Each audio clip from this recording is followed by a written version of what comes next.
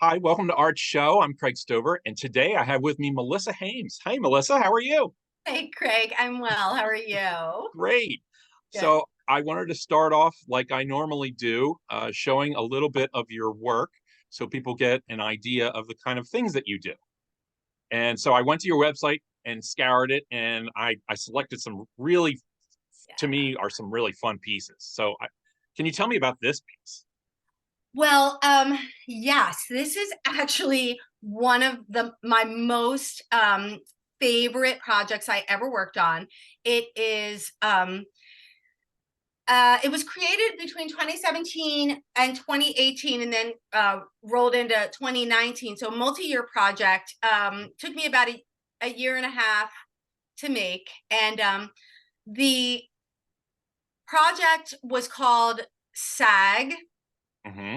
and but then it took on other names over the years in different iterations, and these pieces were made to feel like sort of like alien forms, and also like these kind of cocoon forms Mm-hmm. that you can walk through. The whole Mm-hmm. point of it was you were able to walk through, touch them, have them touch you, have the Mm-hmm. air circulate around them as you moved through the space to feel like you were among them. And Yeah. the first iteration was in a very, very dark room at one of the contemporary art fairs called Spring Break in New Mm-hmm. York City in like March of 2018. I painted the room a very deep bronze, and I put in a very dark brown carpet, and it was lit from underneath. And so you walk through, it was a very tight space, Mm-hmm. and as you moved through it, and as many people moved through it, um they were all moving, and so you kind of had to move with them. Yeah. um, and then it came down, and then it showed in a window, and then it showed someplace else where nobody walked through it, so it was always very still. Mm-hmm. And then in this iteration, this was in a place called, I think they call it the Sculpture Garden. It's in a private sculpture park, I guess you would call it, in Bryn Mawr, Gladwin, and this was hosted by In Liquid.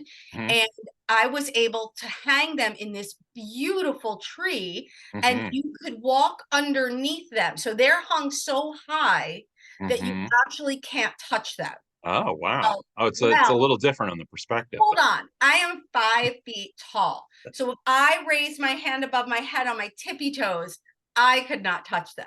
Now, if you were 5'11", 6 foot, you might be able to touch them with your hand, but they were hung really, really high. So it was a completely different experience. I'd love to see them in wintertime too.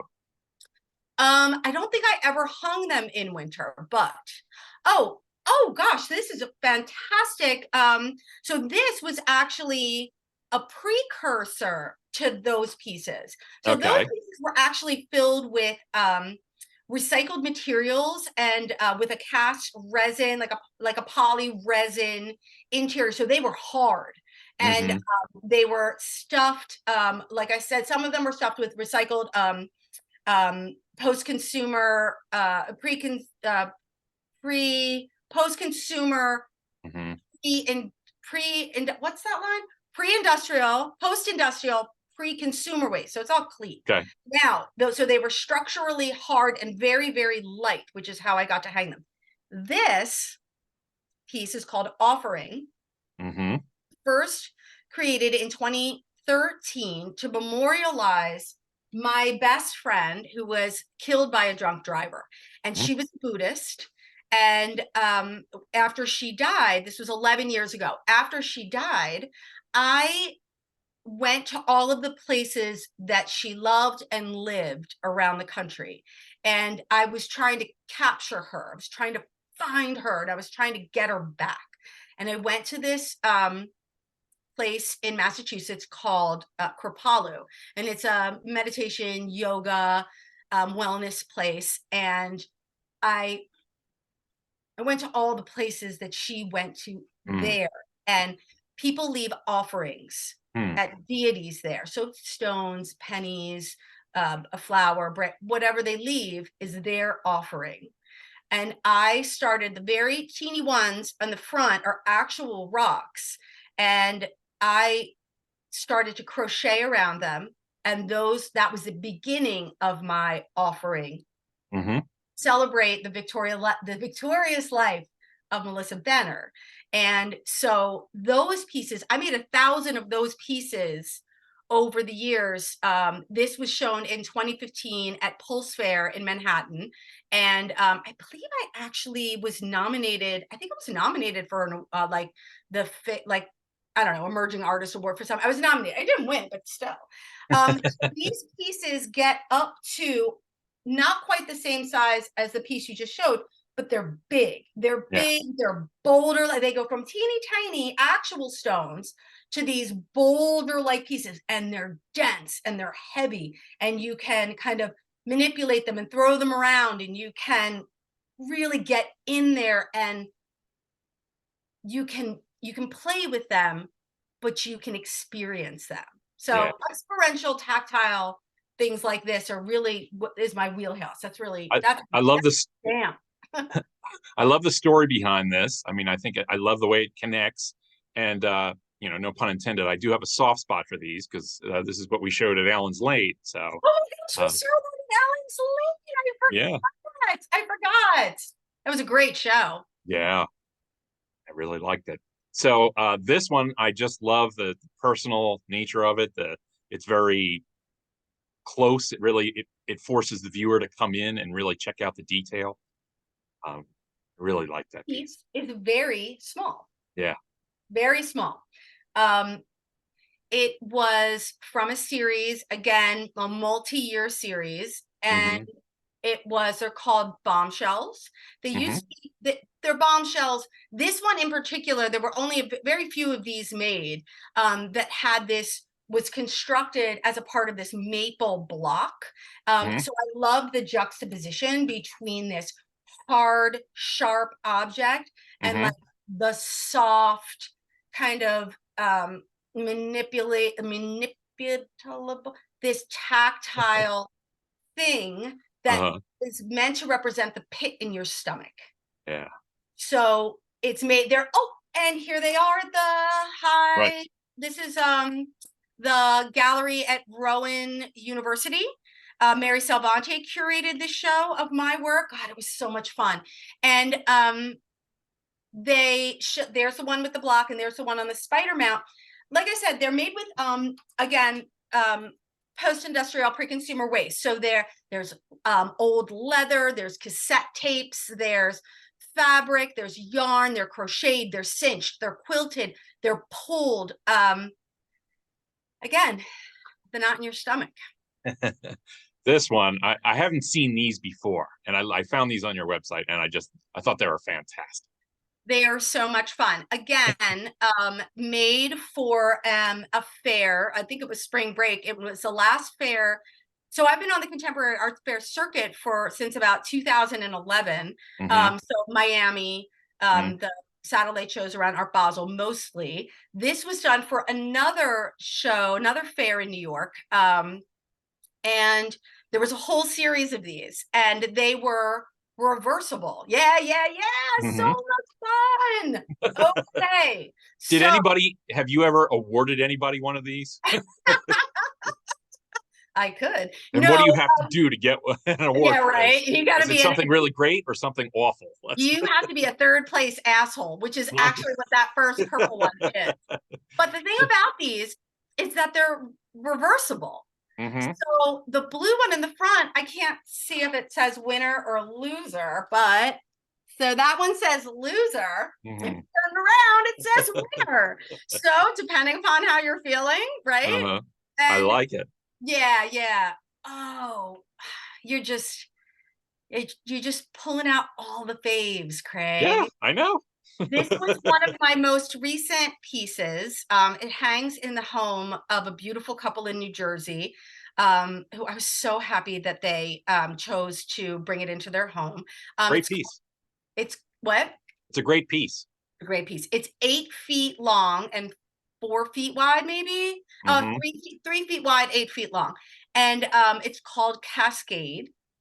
And It's on scrim. So each one of those little crocheted bumps are kind of, they're bumps. They're like, gosh, they're like, I don't know, warts. They're like pimples. They're like these Okay. things that pop up. They all have a flat side, and then they come out with this like hyperbolic base around each. So each one is cradled with all of this beautiful, soft ripple.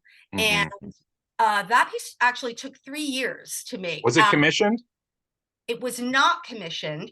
It was a new, when I'm in between fairs, when I'm in between projects, I love to experiment. And so this was a great little experiment that I started it, gosh, it must have been like 2016. And I did a mock-up on a 12-inch mock-up, and I showed it at Man Area Contemporary, and somebody bought it up that quick. And I always knew I wanted to make it again. I just finished that like, I guess last year. And this, oh my gosh, such a good memory. I had been trying to break into, if you'll believe this, the Paducah, Kentucky fiber arts scene, which is like all the rage. And I had been applying to their shows like for years, and this one was finally the one that they accepted, and it won first place in the Very nice. Oh my That God. is fantastic. It was like so unexpected. It was during the pandemic, actually. Mm-hmm. It was so unexpected. And it was right after that it was purchased. So were these pandemic as well? pre-pandemic, Oh, yeah. pre-pandemic. Pre-pandemic. Okay. These were the precursor to those black pieces that you showed earlier. Mm-hmm. So here's something really interesting. These pieces are about maybe like 7 inches in diameter, like that. But the pink one is about 14 feet long, and the orange one is about 16 feet long with a smaller diameter. And then the yellow one is not as long because it's much bigger. Maybe it's 5 feet long. And then I twist them all up and I make these knots. And again, like the precursor, this is the knot in your stomach again. This is that like kind of organ like shape that I just fucking love it. It just means so. You're killing me, Craig. Because the shapes and the colors, I wanted to sort of thread through that. I love this piece. It's the scale of your work, I think, sometimes that you can get really intimate, but you can also force the viewer way back because you can say loud things with your work. And I've always liked that. Thank you. So this, I haven't actually done really anything very significant since the pandemic. And so this is kind of like, this is your life. And I really miss working. And I can't wait to get back. But, listen, the pandemic changed everybody, right? Oh, yeah. Yeah. And those first 2 weeks, everybody's taking off those first 2 weeks. We're all freaking out, watching CNN, watching everything. And then I was like, oh my God, I don't have to do anything for 2 weeks. I can stay home with my daughter and my husband. I can go to the studio. I could work every day. I can make, I can dig deep. And the second day we were home, my husband said, all the restaurants were shutting down. My husband said, you have a friend at the police station. I'd love to hire Vanessa, a friend of ours who owns Campbell's Place. Why don't you call Vanessa, see if she can make dinner for the police department? And I was like, it's fucking brilliant. So I call my buddy at the 14th district. He sets me up with this guy. I call Vanessa. And this happens. He says this at 9 o'clock in the morning. And I make all the calls. Comes down about 10:30 and he says, let's talk about that some more. What? And he goes to the dinner for the police. And I was like, oh, it's done. It's being delivered at shift change tonight. There's 100 cops that are going to be in there. It's going to be delivered at 11:30. And yeah, it was a great idea, Josh. And he goes, well, how much did it cost? I said, it cost a lot of money. Yeah. Goes, well, who's paying for it? And I said, we are. Right. And he's like, wait a minute. And I said, you know what? It's going to come back to us. Yeah. Oh yeah. That's And just good karma. in 3 months, we raised, well, actually, in 3 weeks, we raised $30,000. I am talking 19118, 19119, Mm-hmm. 19144, just from our friends in the northwest corner of Philadelphia. We Mm-hmm. raised $30,000 in 3 weeks, and we fed 3,000 of our community members. We Wow. kept 30 restaurants in business. Wow. We fed FedEx, we fed UPS, um, we fed the police, the local fire stations, as well as the police twice. And then what we found was that the food insecurity in our neighborhood was unbelievably heartbreaking. Oh So yeah. then we pivoted and we went to like the homeless shelters and the Sunday breakfast mission. We went to this Roxborough home for women that is Mm-hmm. such a beautiful place that cares for women until the end of their lives. Mm-hmm. And so that's when I stopped working, because So you've stopped working, but do you expect that those kind of things will work their way back into your work? I mean, it's got to um have an effect on your work. that is a great question. It was the hardest 3 months of my life. When we closed it up, and after 3 months we closed it up, and I basically cried for 6 months. Yeah. I couldn't think about anything else but helping our community. And so that led to a lot of other things, and that's what stopped me from working. Mm-hmm. So seeing this again, this is your life for me, is so like, I can't wait to get back. Thank you for this. My pleasure. It's always a great to talk to you. I want to shift gears a little bit, Shift away. and I want to talk to you a little bit about your beginnings, really. So I love asking this question to artists. Can you remember what your first exposure to art was? The first thunderclap that you remember as a kid? What thunderclap? Oh, that's interesting. Well, a thunderclap. Anything that stands out that you? Two things stand out.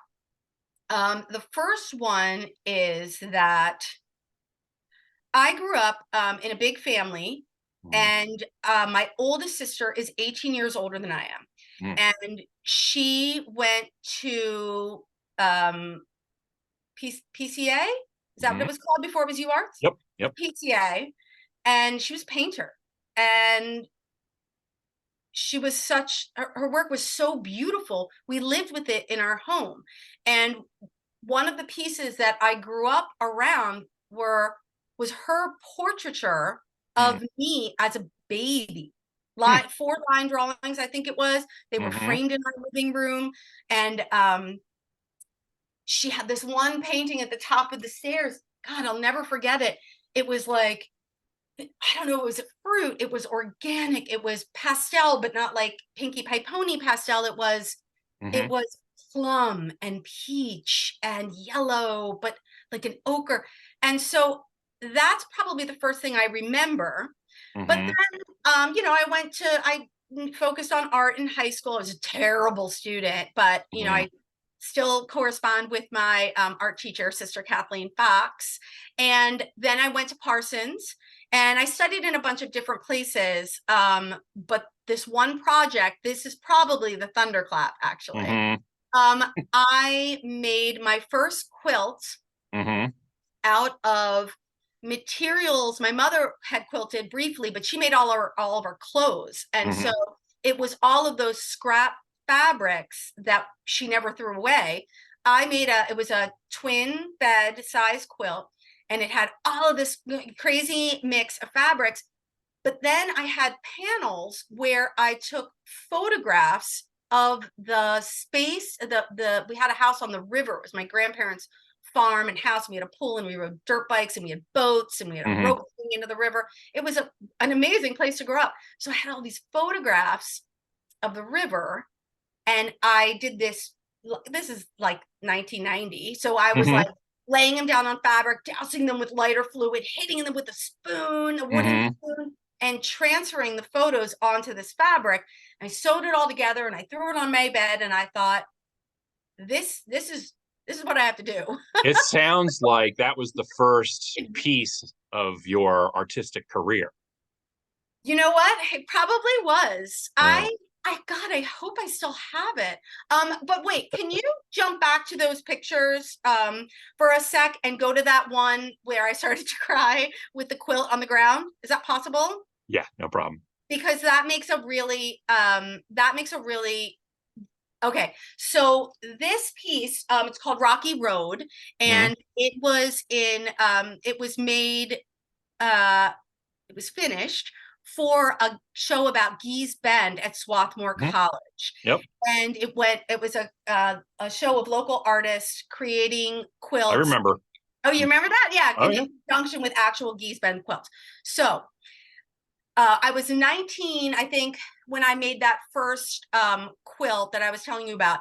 And then when I was about 23, let's say I was 23, I was at finishing up my BFA at the University of Rhode Island. And I had taken these sheets, which were the bed sheets that my father grew up on. And I would roll myself up in these sheets, and I'd roll down this hill on and I would just get them dirty. And I had already sewed most of them together. Right. I just wanted them to be more dirty, more worn, more lived in. And then I mixed them with things that I found at my grandparents' home, like the burlap sack. I don't know where that came from, but then my grandmother's dish towel. So I'm sewing this all together, and I am literally making a quilt. I'm stitching together pieces of my father's life. He's 93 now. I don't even know if he ever saw this. But P.S., this was in 1995 that I started that. Okay. It was 25 feet long. I graduated in 96, so maybe it was 96. Fucking folded it up, put it in a box, schlepped it around state to state, year to year, house to house. This Gee Bend show came up. It was a great opportunity, and I knew exactly what I wanted. And I rolled it out. I made it into a traditional quilt, because one of the things about quilts, and that quilting show specifically in Paducah, there are like three components to a quilt: the front, the middle, which is called batting, the top, okay, 4, and the tape, the finishing edges, okay, 5, and then the quilting that goes on top that attaches all of those pieces. Well, I had never done a traditional quilt, so I call it like, it's alt quilt to me. It's like alt quilt. And so here is me on a rolling stool with my sewing machine on a rolling table, turning this, let's see, this is a 25-year-old canvas into what it was meant to be. So that first quilt that I made, I think I was at Tyler when I made that first quilt. And then I ended this in Rhode Island. And then no. And then I transferred the concept to Rhode Island, ended it for Swarthmore. I love the story behind this, and I wish there was some way to attach the story to it in a better way. Maybe on the back you should say, go see the interview. Yeah. Well, I'll say, go to www.mmhaims.com and there you go. at our alt quilting, I think the icon is. So go there. So I'm fascinated by your process and how you work through this, and it's great to hear what you've done. How do you think that your work or even your process has changed over the years? I don't see that it's creating the same things, but multiples. That's how it's really changed. It's multiples. So I've always been fascinated with the concept of multiples. Well, not always. It was that 2013 piece called Offering. That was my first multiples project. So everything prior to 2013 was kind of big and gnarly, right? Mm-hmm, I mm-hmm. mean, you could argue that I did multiples when I had two galleries I showed with in New York after art school. And one of my first big show in New York, in Chelsea, was the centerpiece of the show was this huge branch that hung from the ceiling. And on, man, my father's making it in this interview. There were like, I don't know, 150 miniature pillows suspended by a thread, an actual thread, like sewing thread, that I had sewed these pillows together. And again, I did that photo transfer thing onto, wow, I guess I was doing that a lot. The photo transfers of all of the photographs that chronicled his life up until 97, I guess, 98, when I showed that. And I guess I've always really used photos until I didn't, right? But there were 150 of these little pillows and they all hung from the branch. So that was probably my first set of multiples. But in 2013, when I started those stones, here I start to build, I'm building large, but with smalls, right? So I'm making 30, 40, 1,000 pieces out of, and then that builds the you know. Do you ever sketch out your stuff first? Never. No, you just sort of, just kind of grows up. I see it, and then I mock it up by hand. I never sketch. Huh. I can't, I don't know. I was never a sketcher. I'm more of a writer. I'll write it down, but I won't sketch it. So I got two more quick questions for you. Okay. One is, and I love asking this, do you have any studio rituals that you do? And I'll give you an example. So like last artist I interviewed, she was saying, well, I have to turn on the music. I have to make my half a sandwich and a cup of tea before she even starts, right? So what do you do? Wait, so did I tell you I used to ask that question? I was doing studio interviews. This is very early on, like 2010, 2011. For all of the members of Third Street Gallery, because I was there for like 5 years. And one of the things I would do when social media just started was I would do these little interviews. But I wasn't doing video. I was just writing them with photographs. That was my favorite question. So what is it? You got me on pins and needles. Oh, mine? Yeah. I feel like other people's are more impressive than mine.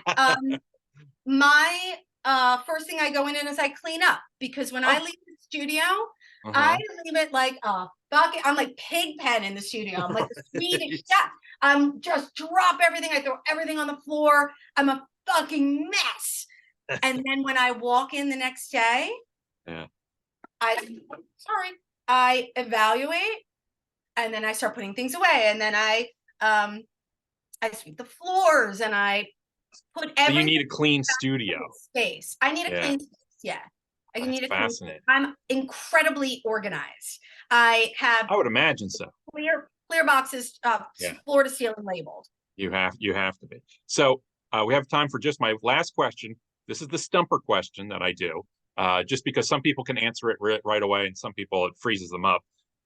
What does making art do for you? Oh, it fulfills me. It fulfills me. I'm right away. I'm empty without it. And I think that's been my problem.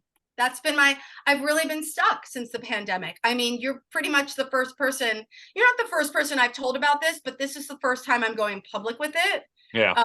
Because people keep asking me, what are you doing with work? What are you doing with work? And I'm like, experimenting. Yeah. But I've found that a lot of artists throughout history go through phases where they stop and start. Yeah.